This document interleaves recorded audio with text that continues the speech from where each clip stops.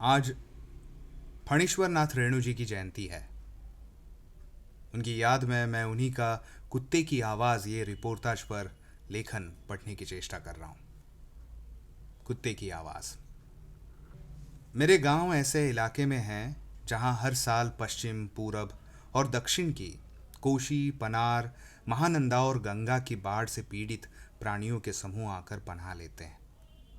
सावन भादों की ट्रेन की खिड़कियों से विशाल और सपाट धरती पर गाय, बैल, भैंस, भेड़ बकरों के हजारों झुंड मुंड देखकर ही लोग बाढ़ की विभीषिका का अंदाज लगाते हैं।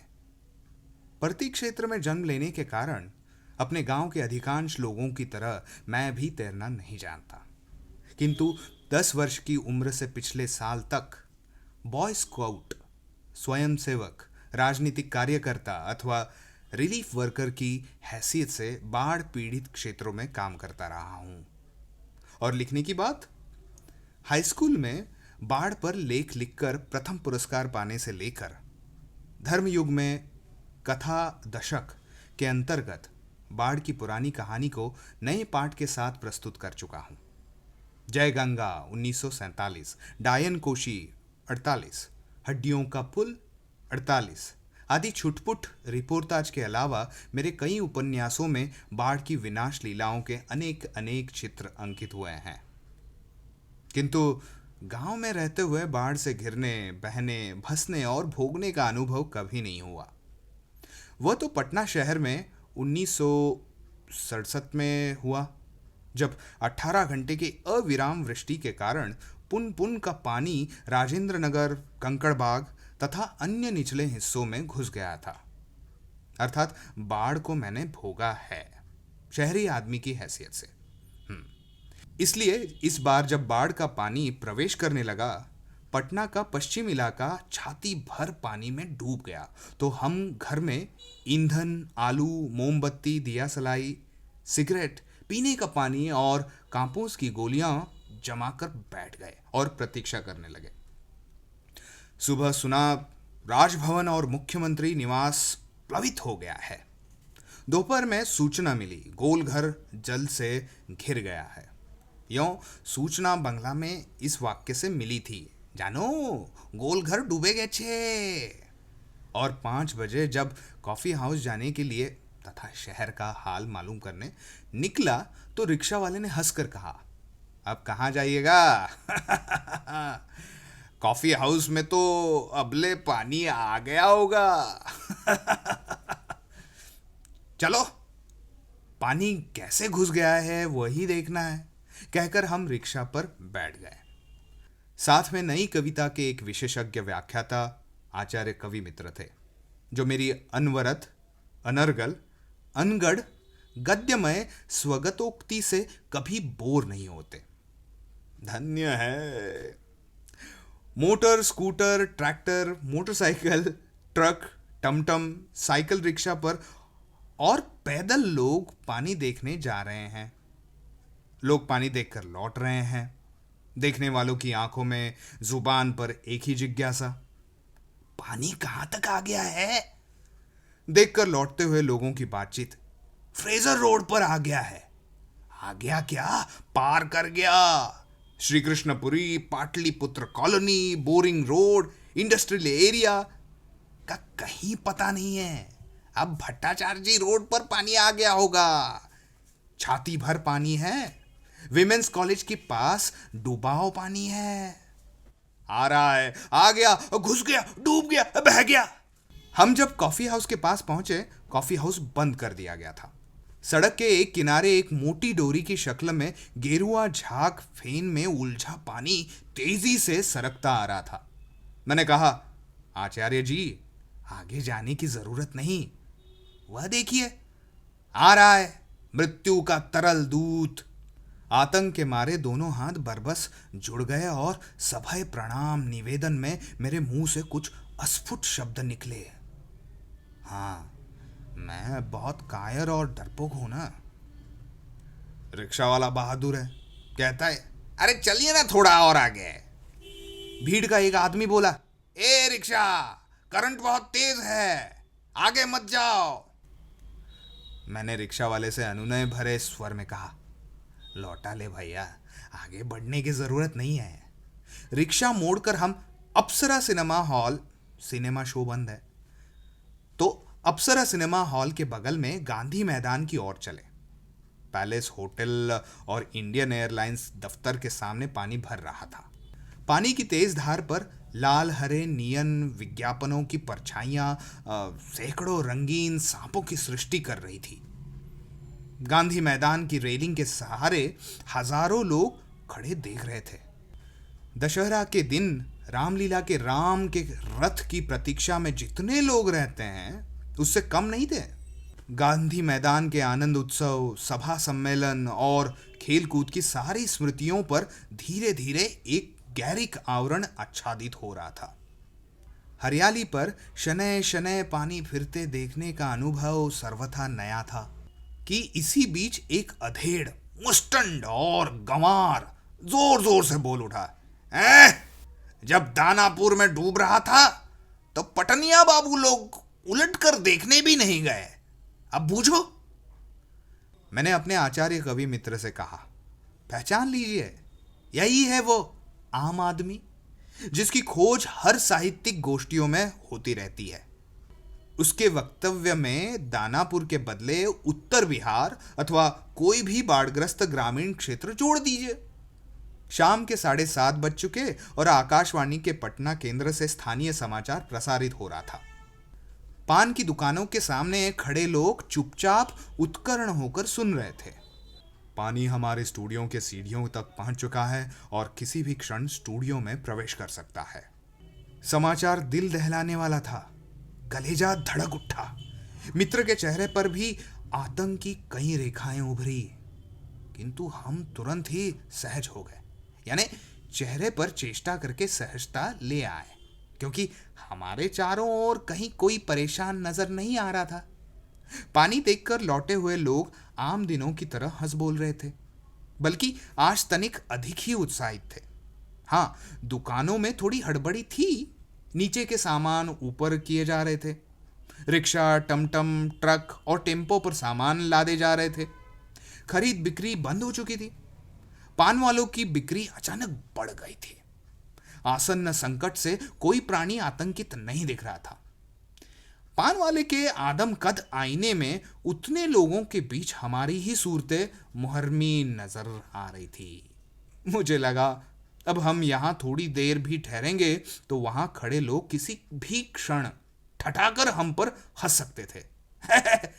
जरा इन बुजदिलों का हुलिया देखो, क्योंकि वहां ऐसी ही बातें चारों ओर से उछाली जा रही थी।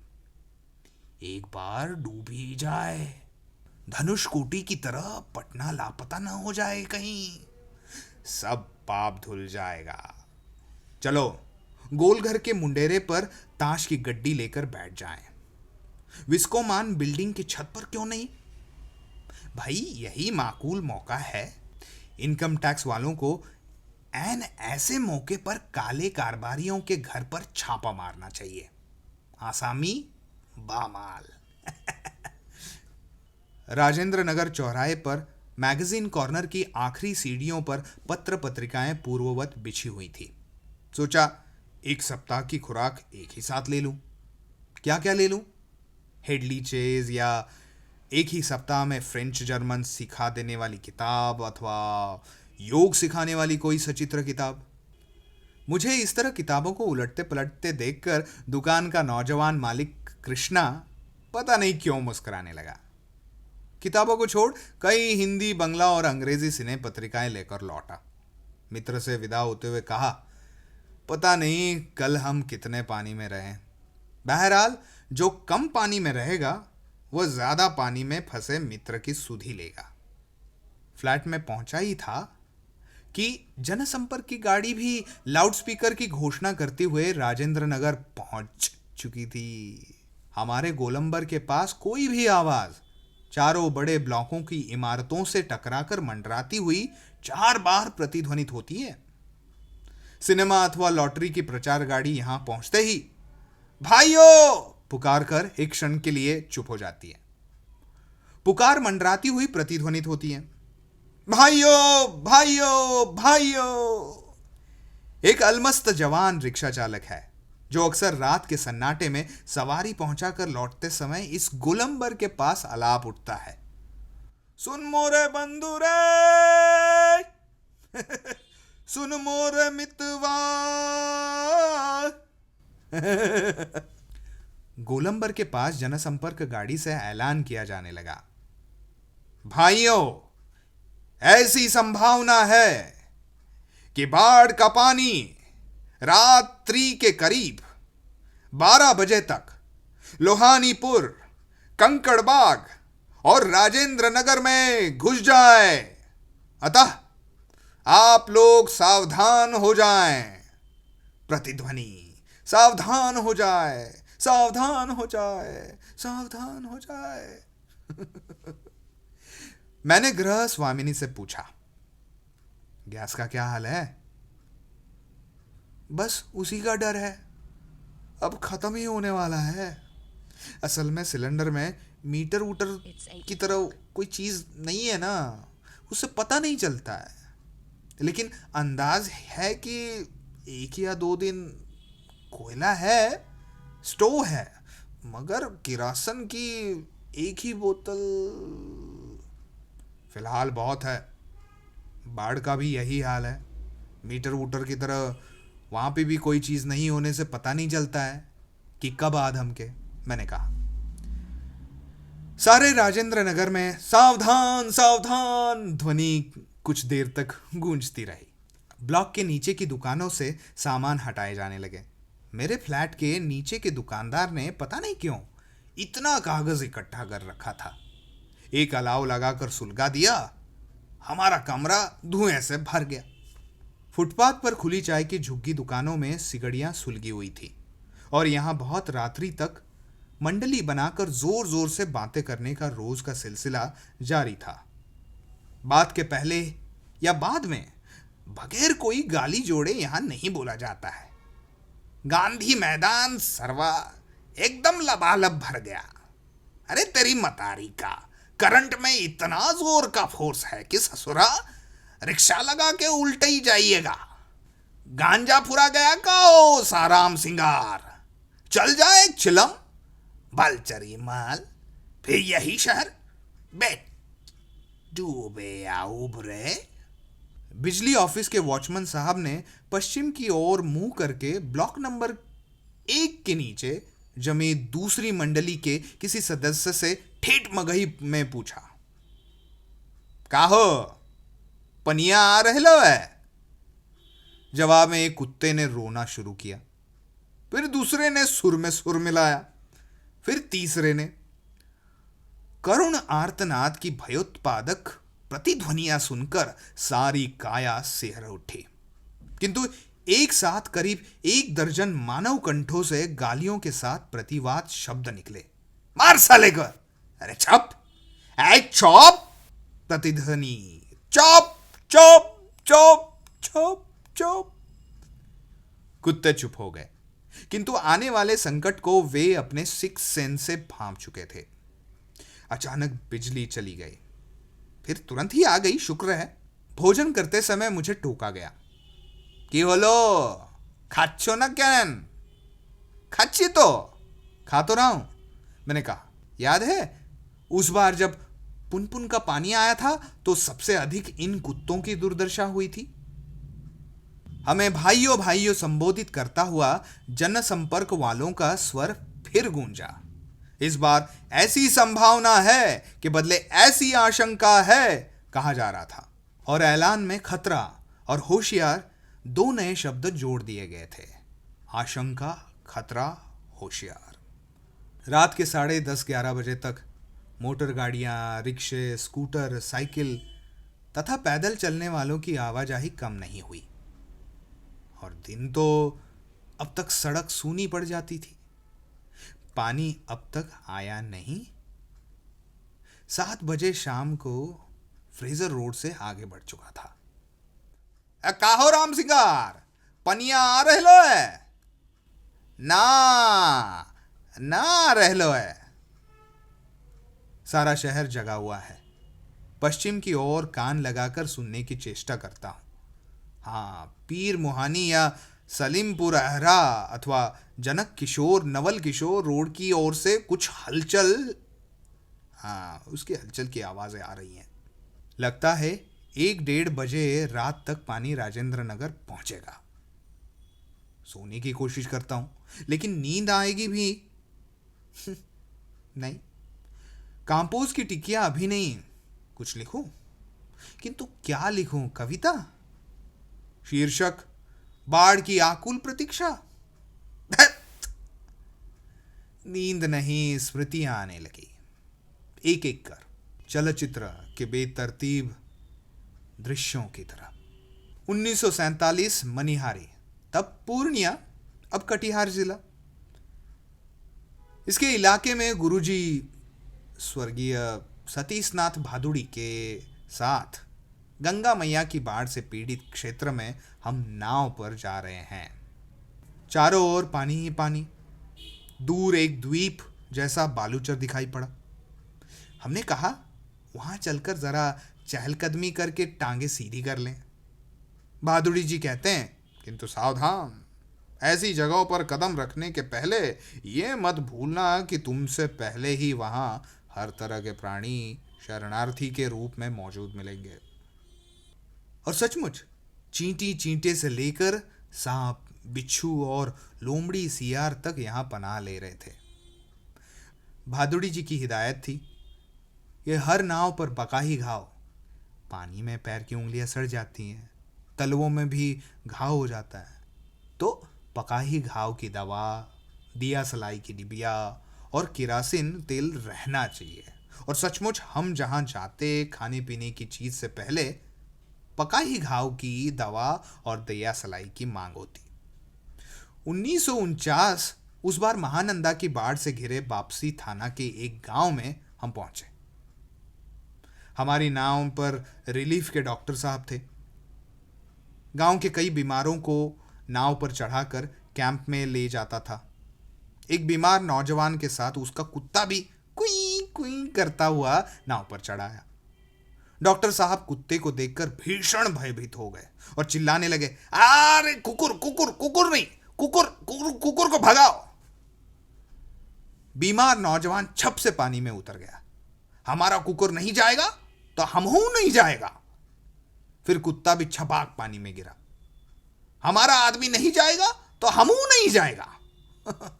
परमान नदी के बाढ़ में डूबे एक मुसहरों की बस्ती, उसमें हम राहत बांटने गए। खबर मिली थी कि वे कई दिनों से मछली और चूहों को झुलास कर खा रहे हैं, किसी तरह जी रहे हैं। किंतु टोले के पास जब हम पहुंचे तो ढोलक और मंजीरा की आवाज सुनाई पड़ी। जाकर देखा, एक ऊंची जगह मचान बनाकर स्टेज की तरह बनाया गया है। बलवाही नाच हो रहा था। लाल साड़ी पहनकर काला कलूटा नटुआ दुल्हन का हाव भाव दिखला रहा था, यानी वो धानी है। घरनी धानी घर छोड़कर मायके भागे जा रही है और उसका घर वाला पुरुष उसको मनाकर राह से लौटाने गया है। घरनी कहती है, तुम्हारी बहन की जुबान बड़ी तेज है, दिन रात खराब गाली बकती रहती है, और तुम्हारी बुढ़िया माँ बात के पहले तमाचा मारती है। मैं तुम्हारे घर लौटकर नहीं जाती। तब घर वाला उससे कहता है, यानी गा गा कर समझाता है, चल गे धानी घर घुरी, बहिन के देवे टांग तोड़ी, धानी गे बुढ़िया के करवई घर से बाहर, ओ धानी घर लौट चलो। गाना तो नहीं आ रहा है। बहन के पैर तोड़ दूंगा और बुढ़िया को घर से बाहर निकाल दूंगा, ये मतलब है उसका। इस पद के साथ ही ढोलक पर द्रुत ताल बजने लगा। धागेड़े गेड़े धागेड़े दिगेड़े गे चिकितम चकधुम चकई के चकधुम चकधुम चकधुम। कीचड़ पानी में लथपथ भूखे प्यासे नर नारियों के झुंड में मुक्त खिलखिलाहट लहरें लेने लगती है। हम रिलीफ बांटकर भी ऐसी हंसी उन्हें दे सकेंगे क्या? शास्त्री जी, आप कहाँ हैं? बलवाई नाच की बात उठते ही मुझे अपने परम मित्र भोला शास्त्री की याद हमेशा क्यों आ जाती है। ये कभी बाद में बताऊंगा। एक बार 1937 में सिमरवनी शंकरपुर में बाढ़ के समय नाव को लेकर लड़ाई हुई थी। मैं उस समय बालचर बॉय स्काउट का था। गांव के लोग नाव के अभाव में केले के पौधों का भेला बनाकर किसी तरह काम चला रहे थे। वहीं सवर्ण जमींदार के लड़के नाव पर हारमोनियम तबला के साथ झिझिर जल विहार करने निकले थे। गांव के नौजवानों ने मिलकर उनकी नाव छीन ली। थोड़ी मारपीट भी हुई थी। 1967 में जब पुनपुन का पानी राजेंद्र नगर में घुस आया था, एक नाव पर कुछ सजे धजे युवक और युवतियों की टोली टोली किसी फिल्म में देखे हुए कश्मीर का आनंद घर बैठे लेने के लिए निकली थी। नाव पर स्टोव जल रहा था, केतली चढ़ाई हुई थी, बिस्कुट के डब्बे खुले हुए थे। एक लड़की प्याली में चम्मच डालकर एक अनोखी अदा से नेस्कैफे के पाउडर को मथ रही थी। एस्प्रेसो बना रही थी शायद। दूसरी लड़की बहुत मनोयोग से कोई सचित्र और रंगीन पत्रिका पढ़ रही थी। एक युवक दोनों पांवों को फैलाकर बांस की लग्गी से नाव खे रहा था। दूसरा युवक पत्रिका पढ़ने वाली लड़की के सामने अपने घुटने पर कोहनी टेक कर कोई मनमोहक डायलॉग बोल रहा था। पूरे वॉल्यूम में बजते हुए ट्रांजिस्टर पर गाना आ रहा था। हवा में उड़ता जाए मोरा लाल दुपट्टा मलमल का हो मेरा। हमारे ब्लॉक के पास गोलंबर नाव पहुंची थी कि अचानक चारों ब्लॉक की छतों पर खड़े लड़कों ने एक ही साथ किलकारियों, सीटियों, फप्तियों की वर्षा कर दी और इस गोलंबर में किसी भी आवाज की प्रतिध्वनि मंडरा मंडरा कर गूंजती है। सब मिलाकर स्वयं ही जो ध्वनि संयोजन हुआ उसे बड़े से बड़ा गुणी संगीत निर्देशक बहुत कोशिश के बावजूद भी नहीं कर पाएगा। उन फुहड़ युवकों की सारी एग्जीबिशनिज्म तुरंत छूमंतर हो गई और युवतियों के रंगे लाल लाल होंठ और गाल काले पड़ गए। नाव पर अकेला ट्रांजिस्टर था जो पूरे दम के साथ मुखर था। नैया तोरी मजेदार, होशियार होशियार, का हो राम सिंगार, पनिया आ रहे है? ना आ रहे है। 2:30 बज गए मगर पानी अब तक आया नहीं। लगता है कहीं अटक गया है, अथवा जहां तक आना था आकर रुक गया है, अथवा तटबंध पर लड़ते हुए इंजीनियरों की जीत हो गई शायद, या कोई दैवी चमत्कार हो गया। नहीं तो पानी कहीं भी जाएगा तो किधर से? रास्ता तो इधर से ही है। चारों ब्लॉकों के प्राय सभी फ्लैटों की रोशनी जल रही है, बुझ रही है। सभी जगह हुए हैं। कुत्ते रह रहकर सामूहिक रुदन शुरू करते हैं और उन्हें राम सिंगार की मंडली डांटकर चुप करा देती है। चुप चुप। मुझे अचानक अपने उन मित्रों और स्वजनों की याद आई जो कल से ही Pataliputra colony, Shri Krishnapuri, Boring Road के अतः जल में घिरे हैं। जितेंद्र जी, विनीता जी, बाबू भैया, इंदिरा जी, पता नहीं कैसे हैं, किस हाल में हैं वे। शाम को एक बार पड़ोस में जाकर टेलीफोन करने के लिए चोंगा उठाया। बहुत देर तक कई नंबर डायल करता रहा। उधर सन्नाटा था एकदम, कोई शब्द नहीं, टुंग फुंग कुछ भी नहीं। बिस्तर पर करवट लेते हुए फिर एक बार मन में हुआ कुछ लिखना चाहिए। लेकिन क्या लिखना चाहिए? कुछ भी लिखना संभव नहीं, और क्या जरूरी है कि कुछ लिखा ही जाए? नहीं, फिर स्मृतियों को जगाऊं तो अच्छा।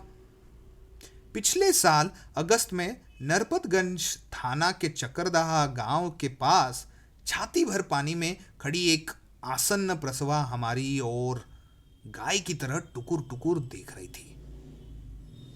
नहीं, अब भूली बिसरे याद नहीं। बेहतर है आंखें मूंद कर सफेद भेड़ों की झुंड देखने की चेष्टा करूं। उजले उजले सफेद भेड़ों की झुंड झुंड, हाँ, किंतु सभी उजले भेड़ अचानक काले हो गए। बार बार आंखें खोलता हूं, मूंदता हूं, काले को उजला करना चाहता हूं। भेड़ों के झुंड भूरे हो जाते हैं। उजले भेड़, काले भूरे किंतु उजले उजले गेहूं रंग के भेड़। गेहूं रंग के भेड़। ऐ देखो, ऐसे গেছে জল। झकझोर कर मुझे जगाया गया। घड़ी देखी, ठीक 5:30 बज रहे थे। सवेरा हो चुका था। आ रे लो है पनिया, पानी आए गेलो। ओ राम सिंगार, ओ मोहन, ओ रामचन्नर, अरे हो। आंखें मलता हुआ उठा। पश्चिम की ओर थाना के सामने सड़क पर मोटी डोरी की शक्ल में मुंह में झाग फेन लिए पानी आ रहा है। ठीक वैसा ही जैसा शाम को कॉफी हाउस के पास देखा था। पानी के साथ चलता हुआ, किलोल करता हुआ बच्चों का एक दल। उधर पश्चिम दक्षिण कोने पर दिनकर अतिथिशाला से और आगे भंगी बस्ती के पास बच्चे कूद क्यों रहे हैं? उधर पश्चिम दक्षिण कोने पर दिनकर अतिथिशाला से और आगे भंगी बस्ती के पास बच्चे कूद क्यों रहे हैं? नहीं, बच्चे नहीं, पानी है। वहां मोड़ है, थोड़ा अवरोध है, इसलिए पानी उछल रहा है। पश्चिम उत्तर की ओर ब्लॉक नंबर 1 के पास पुलिस चौकी के पिछवाड़े में पानी का पहला रेला आया। ब्लॉक नंबर 4 के नीचे सेठ की दुकान के बाएं बाजू में लहरें नाचने लगी। अब मैं दौड़कर छत पर चला गया। चारों ओर शोर, कोलाहल, कलरव, चीख पुकार और पानी का कलहल रव।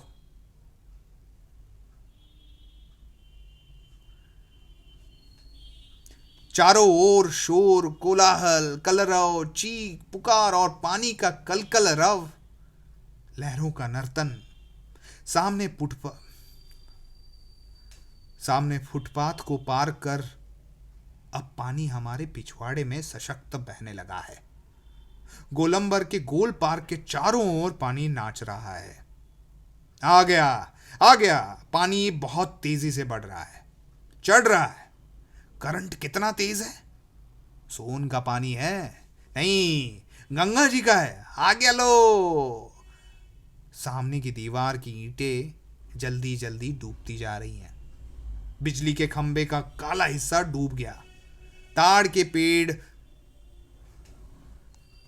पेड़ का तना क्रमशः डूबता जा रहा है, डूब रहा है। अभी यदि मेरे पास मूवी कैमरा होता, अगर एक टेप रिकॉर्डर होता। बाढ़ तो बचपन से ही देखता आया हूं, किंतु पानी का इस तरह आना कभी नहीं देखा। अच्छा हुआ जो रात में नहीं आया, नहीं तो भय के मारे न जाने मेरा क्या हाल होता। देखते ही देखते गोल पार्क डूब गया। हरियाली लोप हो गई। अब हमारे चारों ओर पानी नाच रहा था। भूरे रंग के भेड़ों के झुंड। भेड़ दौड़ रहे हैं, भूरे भेड़। वो चाय वाले की झोपड़ी चली गई। काश मेरे पास एक मूवी कैमरा होता, एक टेप रिकॉर्डर होता, तो क्या होता? अच्छा है, कुछ भी नहीं।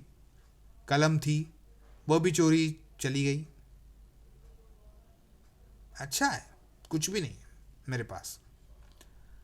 अचानक सारी देह में कंपकपी शुरू हो गई।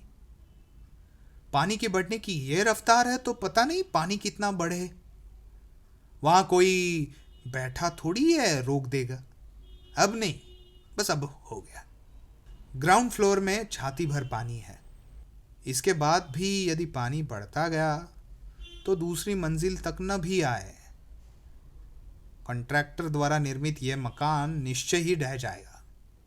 1967 में पुनपुन का पानी 1 सप्ताह तक झेल चुके हैं ये मकान। हर साल घनघोर वर्षा के बाद कई दिनों तक घुटने भर पानी में डूबे रहते हैं और सरजमीन ठोस नहीं, गार्बेज भरकर नगर बसाया गया। पुनपुन की बाढ़ इसके पासंग बराबर भी नहीं थी। दोनों ओर से तेज धारा गुजर रही है। पानी चक्राकार नाच रहा है, अर्थात दोनों ओर गड्ढे गहरे हो रहे हैं। बेबस कुत्तों का सामूहिक रुदन, बहते हुए सुअर की बच्चों की चिचियाहट, कोलाहल, कलरव, कुहराम। ओ राम सिंगार, रिक्शवा बहलो, घौर घौर घौर। कल एक पत्र गांव भेज दिया था, किंतु कल एक कप कॉफी नहीं पी सका। कल डोसा खाने को बहुत मन कर रहा था। कोक पीने की इच्छा हो रही है। कंठ सूख रहा है। प्रियजनों की याद आ रही है। थर थर कांपता हुआ छत से उतरकर फ्लैट में आया और ठाकुर रामकृष्ण देव के पास जाकर बैठ गया। ठाकुर, रक्षा करो, बचाओ इस शहर को इस जल प्रलय में। अरे दत्त साला, कांचन क्या ना, रोता क्यों है? बाहर देख साले, तुम लोग थोड़ी सी मस्ती में जब चाहो तब राह चलते कमर दुलिए दुलिए, कमर लचका कर, कूले मटका कर ट्विस्ट नाच सकते हो, रंबा संबा हीरा टीरा और उलंग नृत्य कर सकते हो, और बृहत सर्वग्रासी महामत्ता रहस्यमयी प्रकृति कभी नहीं नाचेगी? एक बार नाच देख, भयंकर ही नाच रही है। ताता थोई तीव्रा तीव्रा तीव्र वेगा शिवनर्तकी गीत प्रिया वाद्यरता प्रेत नृत्य परायण नाच रही है, जा तू भी नाच। अगरबत्ती जलाकर शंख फूंकता हूं, नाचो मां उलंगिनी नाचे रणरंगे, आम्रा नृत्य करी संगे, ताता थोई थोई मदमत्ता मातंगिनी उलिंगिनी, जी भर कर नाचो। बाहर कलरव कोलाहल बढ़ता ही जाता है। मोटर, ट्रक, ट्रैक्टर, स्कूटर पानी की धारा को चीरती, गरजती, गुर्राती गुजरती है। सुबह 7 बजे ही धूप इतनी तीखी हो गई, सांस लेने में कठिनाई हो रही है। संभवतः ऐसी घड़ी में वातावरण में ऑक्सीजन की कमी हो जाती है। उमस, पसीना, कंपन, धड़कन। तो क्या अब तुमुल तरंगिनी के तरल नृत्य और वाद्य की ध्वनियों को शब्दों में बांधना असंभव है। अब सिर्फ हिल्लोल कल्लोल कलकल कुलकुल छहर छहर जहर जहर झरहर आ रही है। धिग्रंग ध्रिग्रंग धातिन धादिन धा मैया गे झाएं झराएं झगो झग झग झायम झिझिना झिझिना कुल कुल कुलूल कुल कुल बाया बायाओ मैं भाऊ चई चई छछना छछना हा हा हा हा ता ता ता ता ता ता कल कल कुल कुल कुल कुल। पानी बढ़ना रुक गया है। हैं? रुक गया है? 20 मिनट हो गए। पानी जस का तस जहां का तहां है। कम से कम अभी तो रुक गया है। तू फिर मैंने शंख ध्वनि की। नहीं, रेलवे लाइन पर एक इंजन तार स्वर में चीख रहा है, टू। कड़वी चाय के साथ काम्पोज की 2 टिकिया लेकर बिछावन पर लेट जाता हूं।